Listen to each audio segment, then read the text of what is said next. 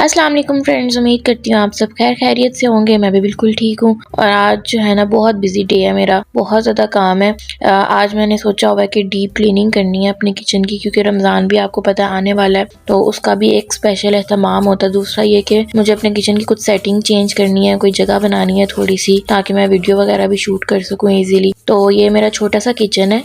ये है कि हम लोग क्योंकि रेंट पे रहते हैं तो कुछ चीज़ों पे आपको कंप्रोमाइज़ करना पड़ता है। और यहाँ पे हमारा घर बहुत अच्छा है, लेकिन किचन पे थोड़ा सा कंप्रोमाइज़ करना पड़ा, क्योंकि यहाँ पे जो है ना काफ़ी ज़्यादा किचन की हालत जो है ना ख़राब थी।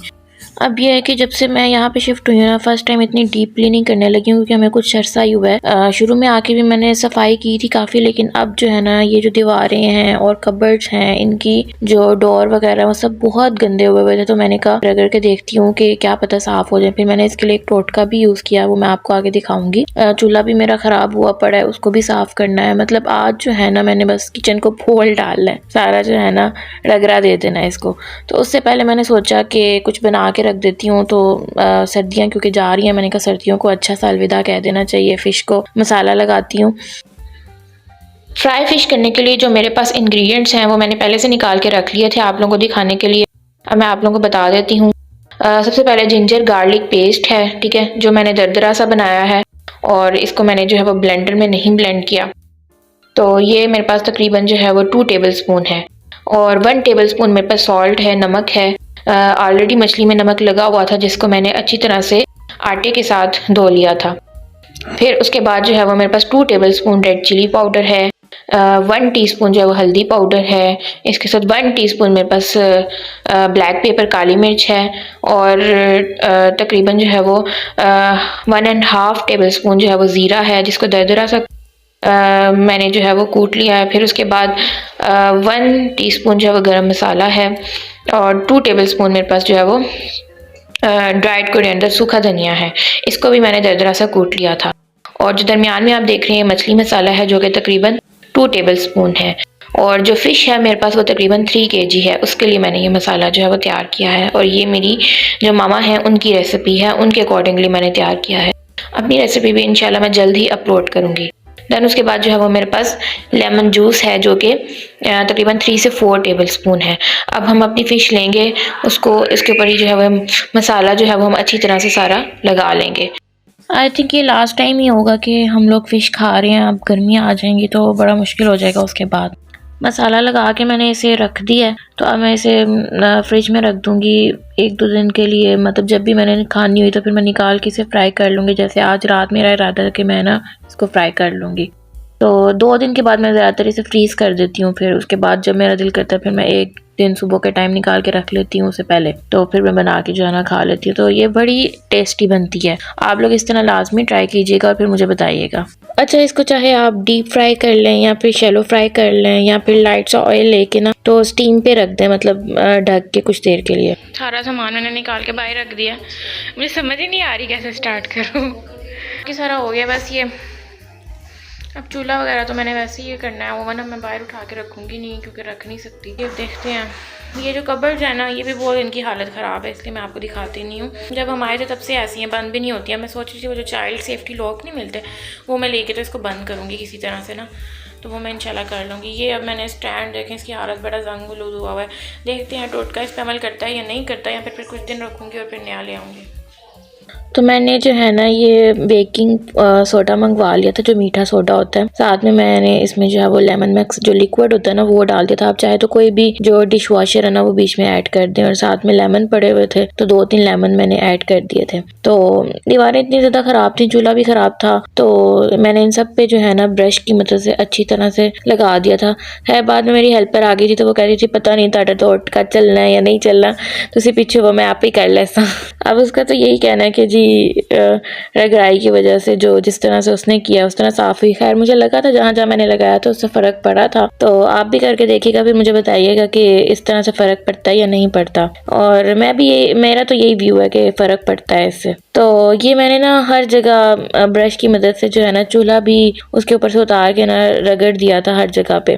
बाकी मुझे नहीं पता, बाद में फिर मेरी हेल्पर ही करती रही है साफ़, इसको उसने साफ़ किया सारा रगड़ रगड़ के साथ में, क्योंकि मैं तो बस लगा के फिर चली गई थी। बर्तन बर्तन भी निकाले थे, ये भी लगा दिया था। फिर मिराल को भी किसी ने लुक आफ्टर करना था तो मैं उसके पास चली गई थी। तो फिर उसने ही तकरीबन सारा किचन जो है ना साफ़ किया है, कपबर्ड्स वगैरह, अल्लाह उसका भला करे। तो जो है ना उसने बड़ी मेहनत से जो है ना जैसे जैसे मैं कहती गई हूँ वैसे किया। मेरी हेल्पर जो है ना बड़ी अच्छी है इस मामले में। तो फिर उसके बाद ज़ाहिर है थक गए थे हम लोग, फिर मैंने खाना मंगवा लिया था। उस टाइम अभी कुछ मैं बना नहीं सकती थी, फ़ौरन से किचन सारा बंद हुआ पड़ा था। तो ये फ्राइड राइस मंगवाए थे, तो ये अच्छे थे काफ़ी। मेरा हाल देखें कैसे आंटी के चावलों को ना देख रही है, तो उसको भूख लगी हुई थी। सब्र वाली बच्ची है मेरी, बड़ा साथ देती है। फाइनली जी मैं अपनी किचन की लुक आपसे शेयर कर रही हूँ। मतलब बहुत हद तक जिस तरह से मैं चाहती थी ना उस तरह से मुझे सेटिस्फेक्शन हो गई है। बड़ी अच्छी सफाई की थी हेल्पर ने मेरी, आपको नज़र आ रही होगी। ये छोटा सा किचन है लेकिन अब जो है ना ज़रा अच्छा लग रहा है। और इस तरह से जो है ना रमज़ान की भी तैयारी होगी एक तरह से। अब मुझे रमज़ान से पहले ज़रूरत नहीं पड़ेगी, तो साथ साथ साफ़ रखूँगी तो चलता रहेगा। और ये देखें जी घर की क्या हालत हो चुकी है। अब ये भी साफ करना पड़ेगा थक हार के। अब एक काम से फारिग हुई थी तो मेरा हाल ने स्यापा डाल दिया, वो सारी सफाई की। फिर मुझे ये भी था कि आज जो है ना बस मेरा सफाई डे है, तो आज जो है ना कपड़े भी अब बड़े दिनों से धुलने वाले पड़े हुए थे। एक्सटेंशन हमारी ख़राब थी तो वो सही करवाई थी, फिर मैंने मशीन लगा ली थी आज। तो इतना मसला तो नहीं होता खैर इसमें, ये कि ऑटो मशीन है। अल्लाह ताला मेरे माँ बाप का भला करे इसमें, उन्होंने जो है वो मुझे ये बड़ा अच्छा जो है ना एक गिफ्ट दिया हुआ है, तो मुझे बड़ा फ़ायदा है इसका। तो मैं इसमें कपड़े आराम से डाल देती हूँ और फिर जो है वो मैं अपने काम करती रहती हूँ। अच्छा इसमें सारा टच सिस्टम है, तो मैं बस लगा के चली जाती हूँ। वॉच टाइम भी जितना लगाना है, फिर उसके बाद रिंस का टाइम है, स्पिन का टाइम है, ठीक है। वाटर लेवल भी मैं अपने कपड़ों के हिसाब से देख लेती हूँ कि कितना मैंने सेट करना है, उसकी भी ऑप्शन होती है।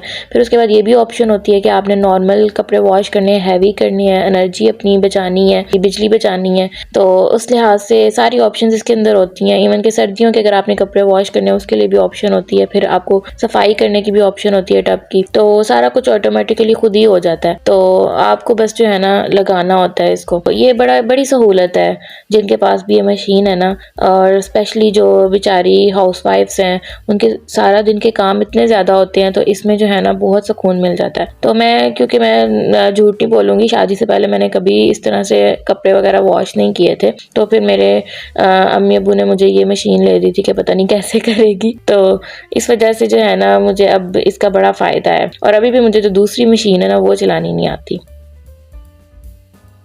अच्छा मशीन मैंने लगा दी थी, साथ में फिर मैंने अब शाम के खाने की भी तैयारी करनी थी। तो फिर जो सबसे क्विक मैं बनाती हूँ ना, जब इस तरह से थकावट भी हुई और फटाफट आपने खाना भी बनाना हो, तो वो हमेशा बैंगन होते हैं और ये बड़ी जल्दी बन जाते हैं। इसमें जो है ना मतलब कोई ख़ास इतनी भुनाई भी नहीं करनी पड़ती और टेस्टी भी बन जाते हैं। तो सिंपली मैं प्याज लेके उसे थोड़ा सा फ्राई करके तो उसमें टमाटर डाल दिए थे, फिर उसमें नमक मिर्च और हल्दी, इसके अलावा कोई मसाला इसमें नहीं जाता। अगर आप ट्राई करके देख लें गरम मसाला वगैरह डालेंगे ना तो उसका टेस्ट जो है ना वो बहुत ख़राब हो जाएगा।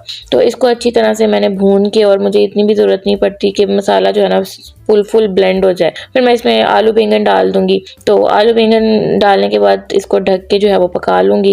इस तरह से मेरे आलू बैंगन फटाफट जो है ना रेडी हो जाएंगे। तकरीबन आधा घंटा लगता है अगर आपने कटिंग करके रखी हो। तो मैं ज़्यादातर यही कोशिश करती हूँ कि सब्ज़ी की हमेशा कटिंग वगैरह जो है पहले कर लूँ, प्याज वगैरह काट लूँ, फिर मुझे थोड़ी आसानी हो जाती है। तो मेरे आल को मैं पास बिठा के पहले वो काम कर लेती हूँ, फिर उसको खेल में लगा के मैं जो है ना हांडी फटाफट बना लेती हूँ। मेरे आलू बैंगन जो है साथ साथ तैयार तो हो रहे हैं, थोड़ी सी अब आपसे बातें कर लेते हैं साथ में। आज जो है ना सारा दिन इतना जो है ना बिजी गुजरा है मेरा, बहुत ज़्यादा थकावट हुई है। तो पहले तो कुछ दिन जो है ना मैं दूर ही रही हूँ सोशल मीडिया से, मुझे नहीं इतना पता चला सही जो बात है ना कि मुझे इस बात की कोई खबर पता नहीं चली। हालांकि इस वाक़े को 2-3 दिन गुजर गए हैं, लेकिन अब जब से सुना ना तो बहुत ज़्यादा दिल उदास है कि जो है ना हमारे मुसलमान भाई हैं और उनके ऊपर क्या गुजरी है। मुसलमान इंसानियत के नाते भी जो है ना दिल को तकलीफ होती है कि इतनी फैमिलीज जो हैं वो उजड़ गई होंगी, इसकी वजह से जो है ना ख़त्म हो गई होंगी। कितनी माओं के बच्चे उनसे जुदा हो गए होंगे। अगर हम उस लिहाज से सोचें, जैसे मैं एक माँ हूँ और मैं अपनी बेटी का सोचूं तो मेरी तो रूह काम जाती है। बीइंग अ मदर आप यही चाहते हो कि आपके बच्चे महफूज रहें चाहे आपकी जान चली जाए। तो इस तरह से कितनी जो बच्चे हैं वो यतीम हुए होंगे, कितनी माओं के जो औलाद है वो बिछड़ गई होगी और वो ढूंढ रही होंगी उनको। तो अल्लाह ताला हम सबको इन आफात से और इन सब चीज़ों से महफूज रखे और अल्लाह ताला ने जिनके ऊपर मुश्किल डाली है उनको इससे निकलने के लिए जो है ना सब्र अता फरमाए और उनको इस आजमाइश से निकाल ले और उनके लिए आसानियाँ पैदा करे। हम सब के लिए भी अल्लाह ताला आसानियाँ पैदा करे। इसी के साथ हम अपना व्लॉग जो है ना यहीं पे एंड करते हैं और आपसे इंशाल्लाह नेक्स्ट व्लॉग में मुलाकात होगी। अगर आप लोगों को मेरा ये व्लॉग पसंद आया हो तो ज़रूर लाइक करें, सब्सक्राइब करें और बेल आइकन को भी क्लिक करें ताकि आप लोगों को मेरे आने वाले व्लॉग्स जो हैं वो उनकी अपडेट मिलती रहे और हम लोगों का ये सफ़र जो है ना इसी तरह चलता रहे। मुझे दीजिए इजाज़त। अल्लाह हाफ़िज़। Thank you for watching.